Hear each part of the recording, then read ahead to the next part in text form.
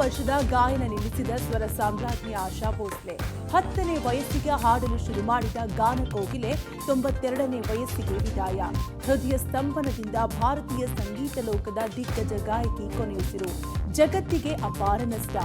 ದೇಶ ವಿದೇಶಗಳಲ್ಲಿ 12,000ಕ್ಕೂ ಹೆಚ್ಚು ಹಾಡು, 8 ದಶಕಗಳ ಕಾಲ ಸಂಗೀತ ಸೇವೆ, ಅಪ್ರತಿಭಾ ಪ್ರತಿಭೆಯನ್ನ ಕಳೆದುಕೊಂಡು ಅನಾಥವಾದ ಸಂಗೀತ ಲೋಕ. ನಾಳೆ ಮುಂಬೈನಲ್ಲಿ ಆಶಾ ಭೋಸ್ಲೆ ಅಂತ್ಯಕ್ರಿಯೆ. ಇರಾನ್ ಅಮೆರಿಕ ಸಂಧಾನ ವಿಫಲ. ಪ್ರಗತಿ ಸಾಧಿಸಿದ 21 ಗಂಟೆಗಳ ಮಾತುಕತೆ.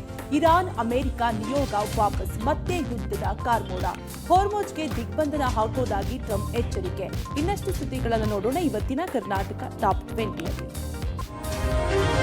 ಆಶಾ ಭೋಸ್ಲೆ ಬರೋಬ್ಬರಿ 80 ವರ್ಷದ ತಮ್ಮ ಗಾಯನದ ಬದುಕನ್ನ ತೊರೆದಿದ್ದಾರೆ. 10ನೇ ವಯಸ್ಸಿಗೆ ಹಾಡಲು ಶುರು ಮಾಡಿದ ಗಾನಕೋಗಿಲೆ ಎಂಬ ಆಶಾ ಭೋಸ್ಲೆ ವಿವಿಧ ಭಾಷೆಗಳಲ್ಲಿ ಬರೋಬ್ಬರಿ 12,000ಕ್ಕೂ ಹೆಚ್ಚು ಹಾಡುಗಳನ್ನು ಹಾಡಿದ್ದಾರೆ.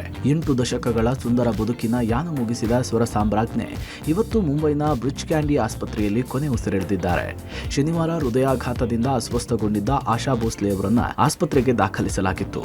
ಇವತ್ತು ಮಧ್ಯಾಹ್ನ 12 ಗಂಟೆಗೆ ಚಿಕಿತ್ಸೆ ಫಲಿಸದೆ ಮೃತಪಟ್ಟಿದ್ದಾರೆ. ನಾಳೆ ಸಂಜೆ 4 ಗಂಟೆಗೆ ಮುಂಬೈನಲ್ಲಿ ಅಂತ್ಯಕ್ರಿಯೆ ನೆರವೇರಲಿದೆ. ಆಶಾ ಭೋಸ್ಲೆ ಹಿಂದಿ, ಕನ್ನಡ, ಮರಾಠಿ, ತಮಿಳು, ತೆಲುಗು, ಮಲಯಾಳಂ, ನೇಪಾಳಿ, ಬೆಂಗಾಲಿ ಹಾಗೂ ಹಲವು ಭಾಷೆಗಳಲ್ಲಿ 12,000ಕ್ಕೂ ಹೆಚ್ಚು ಹಾಡುಗಳನ್ನು ಹಾಡಿದ್ದಾರೆ. ಪಿಯಾತು ಆಪ್ತು ಆಜಾ, ಕಜ್ರಾ ಮೊಹಬ್ಬತ್ ವಾಲಾ, ರಂಗೀಲಾ ರೇ, ದಿಲ್ ಚೀಜ್ ಕ್ಯಾ ಹೈ ಎಂಬ ಪ್ರಸಿದ್ಧ ಹಾಡುಗಳ ಮೂಲಕ ಹೆಸರುವಾಸಿಯಾದ ಆಶಾ ಭೋಸ್ಲೆ ಕನ್ನಡದಲ್ಲೂ 3 ಹಾಡುಗಳನ್ನು ಹಾಡಿದ್ದಾರೆ.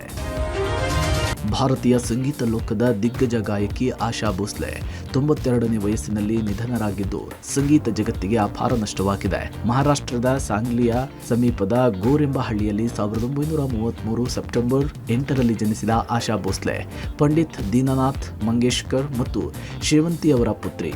ಅವರ ತಂದೆ ಮರಾಠಿ ರಂಗಭೂಮಿಯ ನಟ ಹಾಗೂ ಶಾಸ್ತ್ರೀಯ ಗಾಯಕರು. ಆಶಾ ಭೋಸ್ಲೆ ಕೇವಲ 9 ವರ್ಷದವರಿದ್ದಾಗ ತಂದೆ ಕೂಡ ನಿಧನರಾಗಿದ್ರು. ಬಳಿಕ ಕುಟುಂಬ ಪುಣೆ, ಕೊಲ್ಹಾಪುರ ಹಾಗೂ ಮುಂಬೈಗೆ ಸ್ಥಳಾಂತರಗೊಂಡಿತ್ತು. ಕುಟುಂಬದ ಹೊಣೆ ಹೊತ್ತ ಅವರು ಮತ್ತು ಅವರ ಅಕ್ಕ ಲತಾ ಮಂಗೇಶ್ಕರ್ ಚಿತ್ರರಂಗದಲ್ಲಿ ಹಾಡುವುದರ ಜೊತೆಗೆ ಅಭಿನಯವನ್ನ ಪ್ರಾರಂಭಿಸಿದ್ರು. ಆಶಾ ಭೋಸ್ಲೆ ಮಧುರ ಗೀತೆಯಿಂದ ಹಿಡಿದು ಮಾದಕ ಗೀತೆಯನ್ನು ಕೂಡ ಹಾಡಿದ್ದಾರೆ. 10ನೇ ವಯಸ್ಸಿನಲ್ಲಿ ಚಲಾ ಚಲ್ ನೌವಾಲಾ ಎಂಬಂತಹ ಮರಾಠಿ ಸಿನಿಮಾಗೆ ಹಾಡು ಹಾಡುವ ಮೂಲಕ ತಮ್ಮ ಗಾಯನದ ಬದುಕನ್ನು ಆರಂಭಿಸಿದ ಆಶಾಜಿ ನಂತರ ಹಿಂತಿರುಗಿ ನೋಡಿದ್ದೇ ಇಲ್ಲ.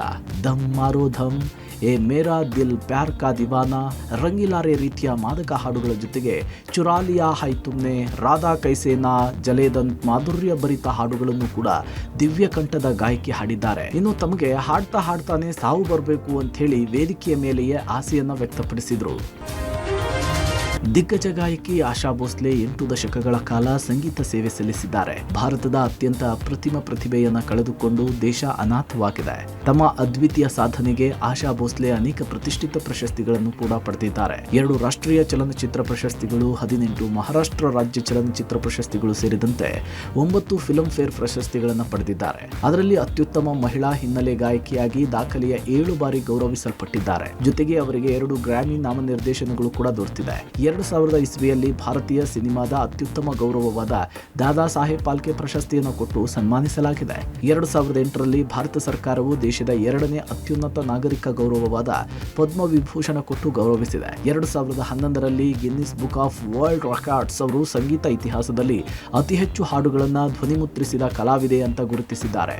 ಆಶಾ ಭೋಸ್ಲೆ ಅವರ ನಿಧನಕ್ಕೆ ರಾಷ್ಟ್ರಪತಿ ಶ್ರೀಮತಿ ದ್ರೌಪದಿ ಮುರ್ಮು, ಪ್ರಧಾನಿ ನರೇಂದ್ರ ಮೋದಿ, ಮಹಾರಾಷ್ಟ್ರ ಸಿಎಂ ದೇವೇಂದ್ರ ಫಡ್ನವೀಸ್, ಎಐಸಿಸಿ ಅಧ್ಯಕ್ಷ ಮಲ್ಲಿಕಾರ್ಜುನ್ ಖರ್ಗೆ ಸೇರಿ ಹಲವು ಗಣ್ಯರು, ಬಾಲಿವುಡ್ ದಿಗ್ಗಜರು, ಖ್ಯಾತ ಗಾಯಕರು ಕಂಬನಿ ಮಿಡಿದಿದ್ದಾರೆ. ಪಾಕಿಸ್ತಾನದ ರಾಜಧಾನಿ ಇಸ್ಲಾಮಾಬಾದ್ನಲ್ಲಿ ಇರಾನ್ ಜೊತೆಗೆ ನಡೆದ 21 ಗಂಟೆಗಳ ಮಾತುಕತೆ ಸಮಯದಲ್ಲಿ ಯಾವುದೇ ಪ್ರಗತಿ ಸಾಧಿಸಲಾಗಿಲ್ಲ ಅಂತ ಯುಎಸ್ನ ಉಪಾಧ್ಯಕ್ಷ ಜೆಡಿ ವ್ಯಾನ್ಸ್ ಹೇಳಿದ್ದಾರೆ. ಸುದ್ದಿಗೋಷ್ಠಿಯಲ್ಲಿ ಮಾತನಾಡಿದ ವ್ಯಾನ್ಸ್, ಇರಾನಿಯರು ನಮ್ಮ ಷರತ್ತುಗಳನ್ನು ಒಪ್ಪಿಕೊಂಡಿಲ್ಲ. ಡೊನಾಲ್ಡ್ ಟ್ರಂಪ್ ಅವರು ನಾವು ಉತ್ತಮ ನಂಬಿಕೆಯಿಂದ ಬಂದು ಒಪ್ಪಂದ ಮಾಡಿಕೊಳ್ಳೋಕೆ ಪ್ರಯತ್ನಿಸಬೇಕು ಅಂತ ಹೇಳಿದ್ರು. ದುರಾದೃಷ್ಟವಶಾತ್ ಯಾವುದೇ ಪ್ರಗತಿ ಆಗಲಿಲ್ಲ ಅಂತ ಜೆಡಿ ವ್ಯಾನ್ಸ್ ತಿಳಿಸಿದ್ದಾರೆ. ಮಾತುಕತೆಯ ಫಲಿತಾಂಶ ಏನೇ ಇರಲಿ, ಅಮೆರಿಕ ಗೆದ್ದಿದೆ. ನಾವು ಆ ದೇಶವನ್ನು ಸಂಪೂರ್ಣವಾಗಿ ಸೋಲಿಸಿದ್ದೀವಿ. ಬಹುಶಃ ಅವರು ಒಪ್ಪಂದ ಮಾಡ್ಕೊಳ್ಬಹುದು ಅಥವಾ ಮಾಡ್ಕೊಳ್ಳದೆ ಕೂಡ ಇರಬಹುದು. ಅಮೆರಿಕದ ದೃಷ್ಟಿಕೋನದಿಂದ ಅದು ಮುಖ್ಯ ಅಲ್ಲ. ಅಮೆರಿಕ ಕೂಡ ಇರಾನನ್ನ ಮಿಲಿಟರಿಯಾಗಿ ಸೋಲಿಸಿದೆ ಅಂತ ಸಮರ್ಥಿಸಿಕೊಂಡಿದ್ದಾರೆ. 21 ಗಂಟೆಗಳ ಕಾಲ ನಡೆದ ಮಾತುಕತೆಯಲ್ಲಿ ಇರಾನ್ ಮತ್ತು ಅಮೆರಿಕ ನಿಯೋಗವು ಹಲವು ಷರತ್ತುಗಳನ್ನು ಮುಂದಿಟ್ಟಿದ್ವು. ಇರಾನ್ ಹೊರ್ಮುಜ್ ಹಾಗೂ ಅದರ ವಿದೇಶಿ ಆಸ್ತಿಗಳ ಮೇಲೆ ಹೇರಿದ ನಿರ್ಬಂಧದ ತೆರವಿಗೆ ಬೇಡಿಕೆ ಇಟ್ಟಿದ್ರೆ ಅಮೆರಿಕ ಯುರೇನಿಯಂ ಹಾಗೂ ಪರಮಾಣು ಹೊಂದದಂತೆ ಪ್ರಮುಖ ಷರತ್ತುಗಳನ್ನು ಇಟ್ಟಿತ್ತು. ಮಾತುಕತೆಯಲ್ಲಿ ಮುಖ್ಯವಾಗಿ ಹೊರ್ಮುಜ್ ಜಲಸಂಧಿಯ ಹಿಡಿತವೇ ಚರ್ಚೆಯಾಗಿತ್ತು. ಇರಾನ್ ಪಟ್ಟು ಬಿಡದ ಕಾರಣ ಅಮೆರಿಕ ಚರ್ಚೆಯಿಂದ ಎದ್ದು ಬಂದಿದೆ. ಇರಾನ್ ಯಾವುದೇ ಒಪ್ಪಂದಕ್ಕೆ ಬದ್ಧವಾಗಲು ನಿರಾಕರಿಸಿದೆ ಅಂತ ಹೇಳಿ ಜೆಡಿ ವ್ಯಾನ್ಸ್ ಹೇಳಿದ್ರೆ, ಇರಾನ್ ನಮ್ಮ ಒಂದೇ ಬಿಗ್ ನೋಗೆ ಮಾತುಕತೆ ಮುಗಿದು ಹೋಗಿದೆ ಅಂತ ಕೊಚ್ಚಿಕೊಂಡಿದೆ. ಇರಾನ್ ಮತ್ತು ಅಮೆರಿಕದ ನಡುವಿನ ಮಾತುಕತೆಯಲ್ಲಿ ಪ್ರಮುಖ ವಿಷಯವಾಗಿದ್ದೇ ಹೊರ್ಮುಜ್ ಜಲಸಂಧಿ. ಈಗ ಹೊರ್ಮುಜ್ ಜಲಸಂಧಿ ಮೇಲಿನ ಹಿಡಿತವನ್ನ ಸಡಿಲಿಸೋದಕ್ಕೆ ಇರಾನ್ ಒಪ್ತಾ ಇಲ್ಲ. ಹೀಗಾಗಿ ಡೊನಾಲ್ಡ್ ಟ್ರಂಪ್ ನಮ್ಮ ನೌಕಾದಳ ಇಡೀ ಹೊರ್ಮುಜ್ ಜಲಸಂಧಿಯನ್ನೇ ದಿಗ್ಬಂಧನ ಹಾಕಲಿದೆ ಅಂತ ಹೇಳಿ ಎಚ್ಚರಿಸಿದ್ದಾರೆ. ನಮ್ಮ ನೌಕಾದಳ ಇಡೀ ಹೊರ್ಮುಜ್ ಜಲಸಂಧಿಯನ್ನ ದಿಗ್ಬಂಧನ ಹಾಕಲಿದ್ದು ನಮ್ಮ ಸೇನಾಪಡೆ ಸದ್ಯದಲ್ಲಿಯೇ ದೊಡ್ಡದಾದ ಆಪರೇಷನ್ ಕೈಗೊಳ್ಳಲಿದೆ. ನೀವು ಸಿದ್ಧರಿದ್ದೀರಾ ಅಂತ ಹೇಳಿ ಅಮೆರಿಕದ ಅಧ್ಯಕ್ಷ ಡೊನಾಲ್ಡ್ ಟ್ರಂಪ್ ಇರಾನ್ಗೆ ಸೆಡ್ ಹೊಡೆದಿದ್ದಾರೆ. ಅಲ್ಲದೆ ಹೊರ್ಮುಜ್ ಜಲಸಂಧಿಯಲ್ಲಿ ಅಂದ್ರೆ ವಿಧ್ವಂಸಕ ಯುದ್ಧಕ್ಕೆ ನಿಯೋಜಿಸೋದಕ್ಕೆ ಸಿದ್ಧವಾಗಿವೆ. ಇನ್ನು ಇಸ್ಲಾಮಾಬಾದ್ನಿಂದ ಅಮೆರಿಕ ನಿಯೋಗ ತೆರಳುತ್ತಾ ಇದ್ದಂತೆ ಹೊರ್ಮುಜ್ ಜಲಸಂಧಿಯಲ್ಲಿ ಅಮೆರಿಕದ ಯುದ್ಧ ನೌಕೆಗಳು ಓಡಾಡೋದಕ್ಕೆ ಶುರು ಮಾಡಿವೆ. ಹೊರ್ಮುಜ್ನಲ್ಲಿ ಅಮೆರಿಕದ ಹಡಗು ನೋಡಿದ IRGC ತನ್ನ ಯುದ್ಧ ನೌಕೆಯನ್ನು ಸಮುದ್ರದಲ್ಲಿ ಇಳಿಸಿ US ಹಡಗಿಗೆ ಮುಖಾಮುಖಿಯಾಗಿ ನಿಂತು ಇನ್ನು ಮುಂದೆ ಬಂದ್ರೆ ಮಿಸೈಲ್ಸ್ ದಾಳಿ ಮಾಡೋದಾಗಿ ಎಚ್ಚರಿಸಿದೆ. ಲಾಸ್ಟ್ ವಾರ್ನಿಂಗ್ ಅಂತ ಹೇಳಿ IRGC ಪಡೆ ಗರ್ಜಿಸಿದೆ. ಜೊತೆಗೆ ಹೊರ್ಮುಜ್ ಮೇಲೆ ಇರಾನ್ ಹಿಡಿತವೇ ಇರಲಿದೆ ಅಂತ ಹೇಳಿ ಗುಡುಗಿದೆ. ಪಾಕಿಸ್ತಾನದ ಸಂಧಾನದಲ್ಲಿ ನಡೆದ ಸಭೆಯಲ್ಲಿ ಯಾವುದೇ ಶಾಂತಿ ಒಪ್ಪಂದವಾಗದ ಬೆನ್ನಲ್ಲೇ ಜಾಗತಿಕ ಪ್ರಬಲ ನಾಯಕರ ವಾಗ್ದಾಳಿಗಳು ಶುರುವಾಗಿದೆ. ಸ್ಪೇನ್ ಪ್ರಧಾನಿ ವಿರುದ್ಧ ಇಸ್ರೇಲ್ ಪ್ರಧಾನಿ ನೆತನ್ಯಾಹು ಹಾಗೂ US ಅಧ್ಯಕ್ಷ ಟ್ರಂಪ್ ಗುಡುಗಿದ್ದಾರೆ. ನೆತನ್ಯಾಹು ಅವರನ್ನ ಗಲ್ಲಿಗೇರಿಸಬೇಕು ಎಂದ ಪೆಡ್ರೋ ಸ್ಯಾಂಚಾಂಜ್ ವಿರುದ್ಧ ಗುಡುಗಿದ ನೆತನ್ಯಾಹು ನಿಮಗೂ ಬಾಂಬುಗಳ ರುಚಿ ತೋರಿಸಬೇಕಾ ಅಂತ ಹೇಳಿದ್ದಾರೆ. ಟ್ರಂಪ್ ಇರಾನ್ಗೆ ಬೆಂಬಲ ಕೊಡೋದನ್ನ ನಿಲ್ಲಿಸದಿದ್ರೆ ಪರಿಣಾಮ ನೆಟ್ಟಗಿರಲ್ಲ ಅಂತ ಹೇಳಿದ್ದಾರೆ. ಇರಾನ್ ಮೇಲೆ ತೀವ್ರ ಒತ್ತಡ ಹೇರಲಾಗುತ್ತಿದ್ದು, ಇದರಿಂದ ಇರಾನ್ಗೆ ಕಾರ್ಯಾಚರಣೆ ನಡೆಸಲು ಕಷ್ಟವಾಗುತ್ತಿದೆ ಎಂದು ಇಸ್ರೇಲ್ ಪ್ರಧಾನಿ ಬೆಂಜಮಿನ್ ನೆತನ್ಯಾಹು ಹೇಳಿದ್ದಾರೆ. ಈ ಅಭಿಯಾನ ಇನ್ನೂ ಮುಗಿದಿಲ್ಲ, ಆದರೆ ನಾವು ಈಗಾಗಲೇ ಐತಿಹಾಸಿಕ ಸಾಧನೆಗಳನ್ನು ಮಾಡಿದ್ದೇವೆ ಎಂಬುದು ಸ್ಪಷ್ಟವಾಗಿದೆ. ಗಾಜಾದಲ್ಲಿ ಹಮಾಸ್, ಲೆಬನಾನ್ನಲ್ಲಿ ಹೆಜ್ಬುಲ್ಲಾ, ಸಿರಿಯಾದಲ್ಲಿ ಅಸ್ಸಾದ್ ಆಡಳಿತ, ಇರಾಕ್ನಲ್ಲಿ ಮಿಲಿಟಿಯಾಗಳು, ಯೆಮೆನ್ನಲ್ಲಿನ ಹೌತಿಗಳ ಮೂಲಕ ಇರಾನ್ ನಮ್ಮ ಕತ್ತು ಹಿಸುಕಲು ಪ್ರಯತ್ನಿಸಿತು. ಆದರೆ ನಾವೇ ಅದರ ಕತ್ತು ಹಿಸುಕುತ್ತಿದ್ದೇವೆ. ಅವರು ನಮ್ಮ ಸರ್ವನಾಶದ ಬೆದರಿಕೆ ಹಾಕಿದರು ಮತ್ತು ಈಗ ಅವರೇ ಬದುಕುಳಿಯಲು ಹೋರಾಡುತ್ತಿದ್ದಾರೆ ಎಂದು ಹೇಳಿದರು. ಇರಾನ್ ಬೆನ್ನಿಗೆ ನಿಂತಿರುವ ಚೀನಾಗೆ ಅಮೆರಿಕ ಅಧ್ಯಕ್ಷ ಡೊನಾಲ್ಡ್ ಟ್ರಂಪ್ ಎಚ್ಚರಿಕೆ ನೀಡಿದ್ದಾರೆ. ಪಶ್ಚಿಮ ಏಷ್ಯಾದಲ್ಲಿ ಉಲ್ಬಣಿಸಿರುವ ಬಿಕ್ಕಟ್ಟು ಈಗ ಅಮೆರಿಕ ಮತ್ತು ಡ್ರ್ಯಾಗನ್ ದೇಶ ಚೀನಾವನ್ನ ಮುಖಾಮುಖಿಯಾಗಿಸಿದೆ. ಇರಾನ್ಗೆ ಆಧುನಿಕ ಶಸ್ತ್ರಾಸ್ತ್ರಗಳನ್ನು ಪೂರೈಸುತ್ತಿರುವ ಚೀನಾಗೆ ಡೊನಾಲ್ಡ್ ಟ್ರಂಪ್ ಕಠಿಣ ಎಚ್ಚರಿಕೆ ಕೊಟ್ಟಿದ್ದಾರೆ. ಇರಾನ್ಗೆ ಶಸ್ತ್ರಾಸ್ತ್ರ ನೀಡುವ ಸಾಹಸ ಬೇಡ, ಇಲ್ಲದಿದ್ದರೆ ನೀವು ಊಹಿಸಲಾಗದ ಸಂಕಷ್ಟಕ್ಕೆ ಸಿಲುಕುತ್ತೀರಿ ಎಂದು ಟ್ರಂಪ್ ಗುಡುಗಿದ್ದಾರೆ. ಯಾರು ಎಷ್ಟೇ ಬಲಪ್ರಯೋಗ ಮಾಡಿದ್ರೂ ಇರಾನ್ ವಿರುದ್ಧದ ಯುದ್ಧದಲ್ಲಿ ಅಮೆರಿಕವೇ ಗೆಲ್ಲಲಿದೆ.